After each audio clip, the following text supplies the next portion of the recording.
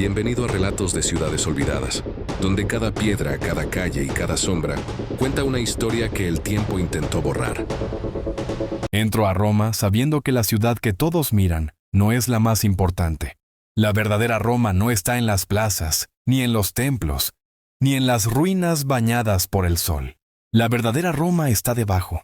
Bajo las calles que hoy pisan millones de personas, existe otra ciudad. Una ciudad silenciosa, oscura, excavada a mano, kilómetro tras kilómetro, durante siglos. Una ciudad donde no había estatuas, ni mármol, ni aplausos. Solo miedo, fe y supervivencia. Las catacumbas cristianas no nacieron como un misterio. Nacieron como una necesidad. En la Roma imperial, ser cristiano no era una identidad religiosa. Era una condena potencial. No porque fueran violentos, no porque conspiraran, sino porque se negaban a hacer lo que Roma exigía a todos sus ciudadanos: rendir culto al emperador como a un dios. Ese simple acto de negarse los convertía en enemigos del orden. Roma toleraba casi cualquier creencia, siempre que no cuestionara el poder imperial. Pero el cristianismo primitivo no podía hacerlo. Su fe no admitía otro Dios supremo. Y eso, en una sociedad basada en la obediencia simbólica, era peligroso. Así comenzó la persecución. No fue constante ni uniforme, pero fue suficiente para sembrar el terror. Bastaba con una denuncia, bastaba con un rumor, bastaba con estar en el lugar equivocado. Los cristianos aprendieron rápido que la única forma de sobrevivir era desaparecer. Y Roma ofrecía un lugar perfecto para hacerlo: el subsuelo. Las catacumbas comenzaron como cementerios. La ley romana prohibía enterrar a los muertos dentro de la ciudad, así que los cuerpos se colocaban fuera de las murallas. Los cristianos, que creían en la resurrección del cuerpo, rechazaban la cremación, algo común en Roma. Necesitaban espacio para enterrar a sus muertos intactos. Excavar bajo tierra era más barato que comprar terrenos caros en la superficie. Y además, ofrecía algo más valioso que el espacio: ofrecía invisibilidad. Al principio eran galerías simples, pasillos estrechos, nichos en las paredes, nada más. Pero con el tiempo, esas galerías crecieron, se ramificaron, se conectaron. Generación tras generación siguió excavando, ampliando, profundizando. Lo que empezó como un cementerio se convirtió en una ciudad subterránea. Una ciudad donde los vivos convivían con los muertos. Porque las catacumbas no eran solo un lugar para enterrar cuerpos, eran un refugio, un escondite, un punto de encuentro, un espacio donde la fe podía sobrevivir lejos de los ojos del imperio. Allí abajo, los cristianos se reunían en silencio. Oraban. Cantaban en voz baja. Compartían comida. Enterraban a sus mártires. Leían textos sagrados que todavía no formaban parte de una Biblia oficial. Cada reunión era un riesgo. El aire era pesado. Las galerías apenas iluminadas por pequeñas lámparas de aceite. El olor a tierra húmeda mezclado con el de los cuerpos en descomposición. El silencio interrumpido solo por pasos suaves y susurros. Pero aún así, bajaban. Porque arriba, Roma vigilaba. Abajo, podían ser quienes eran. Las catacumbas se extendieron por kilómetros. San Calixto, San Sebastián, Domitila, Priscila, cada una con su historia, su comunidad, sus mártires. No eran espacios improvisados. Tenían organización.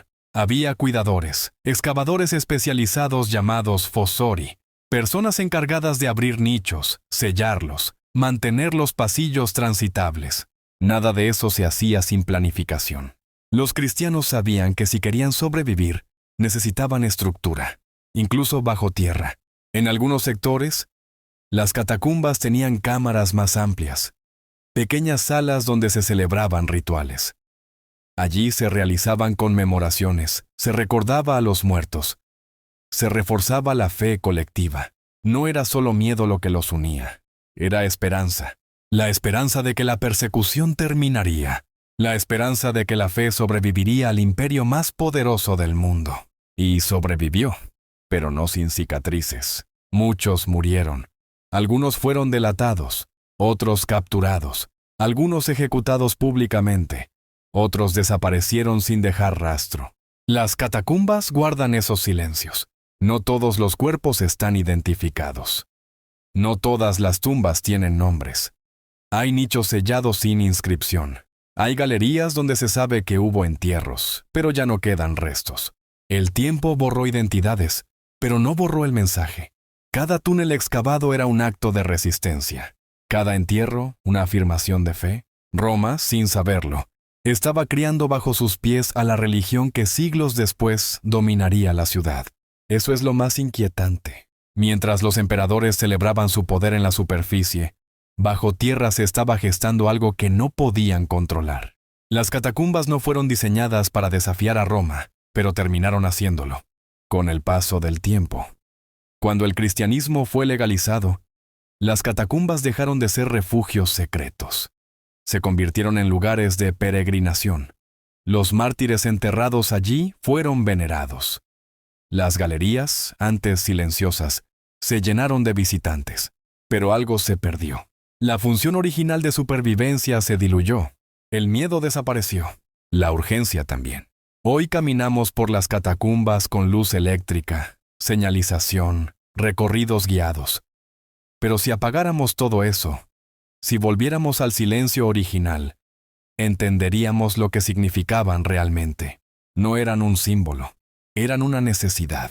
Las catacumbas existieron porque el mundo de arriba no dejaba vivir a quienes pensaban distinto. Y eso las convierte en algo más que ruinas. Las convierte en testimonio. Pero aún queda algo más bajo tierra. Algo que no tiene que ver solo con refugio o entierros. Porque los cristianos no solo se escondían, también se comunicaban. Y lo hacían de una forma que Roma no podía entender. En las paredes, en las tumbas, en los pasillos, comenzaron a aparecer símbolos. Dibujos simples, marcas aparentemente inocentes, imágenes que para un romano común no significaban nada, pero para ellos lo significaban todo. Y ahí, en esos símbolos silenciosos, empieza otra historia. Una historia de mensajes ocultos, de códigos, de fe disfrazada para sobrevivir. Esa historia no termina aquí, empieza ahora. Bajo Roma no solo se escondían cuerpos, se escondían ideas. Cuando uno camina por las catacumbas hoy, lo primero que llama la atención no es la oscuridad, ni el silencio, ni siquiera la cantidad de tumbas. Lo que realmente inquieta son las paredes, porque están llenas de marcas, dibujos simples, símbolos pequeños, inscripciones breves. A simple vista parecen inocentes, pero no lo son. Para los primeros cristianos, hablar abiertamente era peligroso. Nombrar a su Dios, a su fe, a sus creencias, podía costarles la vida. Así que aprendieron a hacer algo extraordinario, decirlo todo sin decir nada. Las catacumbas se convirtieron en un lenguaje silencioso, tallado en piedra, pensado para ser entendido solo por quienes sabían mirar. El símbolo más famoso es el pez. Hoy es común, casi decorativo. Pero en aquel tiempo era una clave de supervivencia. La palabra griega para pez, ichthys, era un acrónimo.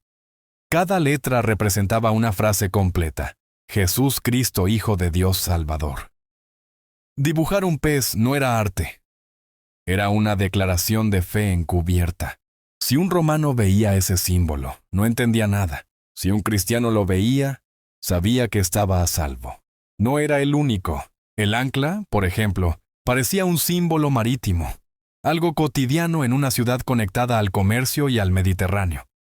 Pero en las catacumbas significaba esperanza, estabilidad en medio del caos, la promesa de salvación. El buen pastor, una figura sencilla cargando una oveja, parecía una escena rural, pero representaba a Cristo cuidando a su comunidad. Era una forma de mostrar devoción sin provocar sospechas. Estos símbolos no estaban puestos al azar. Aparecen en lugares estratégicos, en tumbas específicas, en entradas de galerías, en zonas donde se realizaban reuniones. Eran marcas de reconocimiento. En un mundo donde no se podía confiar en nadie, los símbolos eran una forma de saber quién era quién. Pero no todos los símbolos están completamente descifrados. Existen inscripciones fragmentadas, letras sueltas, combinaciones de signos que no encajan del todo con el lenguaje cristiano conocido. Algunos historiadores creen que eran abreviaturas, Otros piensan que eran códigos internos, comprensibles solo para ciertas comunidades, porque el cristianismo primitivo no era una sola cosa, no era uniforme, no tenía una jerarquía clara. Era un conjunto de comunidades dispersas, cada una adaptándose como podía para sobrevivir. Eso explica por qué algunas catacumbas tienen símbolos que no aparecen en otras. Cada red subterránea tenía su identidad. También existen símbolos que parecen deliberadamente ambiguos. Imágenes que pueden interpretarse de varias maneras. Una paloma, una rama, un círculo. Para un romano, decoración. Para un cristiano, mensaje. Ese doble sentido era vital. Las catacumbas no solo protegían cuerpos, protegían información. En algunos casos, las tumbas incluían inscripciones extremadamente simples, nombres, fechas, a veces solo una palabra. Pero incluso esas palabras tenían peso. No se usaban términos comunes romanos para la muerte. Se evitaban expresiones finales. Se hablaba de descanso, de espera, de paz. Eso reforzaba una idea central. La muerte no era el final. Ese concepto, radical para Roma, estaba escondido bajo tierra. Hay otro detalle inquietante. Algunos símbolos aparecen en zonas donde, en teoría, nadie debería detenerse. En pasillos de tránsito, en giros cerrados, en lugares incómodos. Eso sugiere que no estaban pensados para ser vistos por cualquiera. Estaban pensados para quienes sabían dónde mirar. Algunos investigadores creen que esos símbolos marcaban rutas seguras, zonas de reunión, salas donde se realizaban rituales específicos, incluso posibles salidas alternativas. No tenemos mapas completos, no tenemos instrucciones escritas, pero tenemos patrones, y esos patrones indican intención. Las catacumbas eran un espacio vivo, cambiaban, se adaptaban, se modificaban según las necesidades. Si una galería se volvía peligrosa, se sellaba. Si un acceso era descubierto, se abandonaba. Roma nunca logró controlarlas del todo. Y eso es clave. El imperio dominaba la superficie, pero bajo tierra había un mundo que no entendía. Un mundo que no respondía a sus reglas. Un mundo que hablaba en símbolos. Con el tiempo, cuando el cristianismo fue legalizado, muchos de esos símbolos perdieron su función original. Ya no era necesario esconderse. Ya no hacía falta hablar en clave. Pero los símbolos quedaron. Y hoy nos miran desde las paredes, esperando ser entendidos otra vez. Algunos mensajes siguen siendo claros. Otros no tanto. Hay símbolos que los historiadores aún discuten. Figuras que no encajan con la iconografía cristiana posterior. Elementos que parecen mezclar creencias. Restos de un cristianismo aún en formación. Aún sin dogmas cerrados. Eso hace que las catacumbas sean aún más valiosas. No muestran una religión triunfante. Muestran una religión vulnerable. Una fe que se construyó en la oscuridad, en el miedo, en el silencio. Una fe que aprendió a esconderse para sobrevivir. Y quizás por eso, las catacumbas siguen generando una sensación tan fuerte. No son solo un sitio arqueológico. Son un archivo emocional. Cada símbolo es una decisión. Cada inscripción, un riesgo asumido. Cada tumba, una historia interrumpida. Cuando salimos de las catacumbas y volvemos a la luz de Roma, cuesta entender cómo dos mundos tan distintos coexistieron al mismo tiempo. Arriba, el poder. Abajo, la fe. Arriba, el ruido. Abajo, el susurro. Y sin embargo, fue el mundo de abajo el que sobrevivió. Roma cayó. Sus emperadores desaparecieron. Sus dioses fueron olvidados. Pero los símbolos de las catacumbas siguen ahí. Callados, discretos, esperando. Porque las catacumbas no solo cuentan cómo vivieron los primeros cristianos. Cuentan cómo resistieron. Y eso, más que cualquier templo o monumento, es lo que hace que este mundo subterráneo siga siendo tan poderoso. Bajo Roma, la historia no fue escrita con mármol. Fue escrita con fe.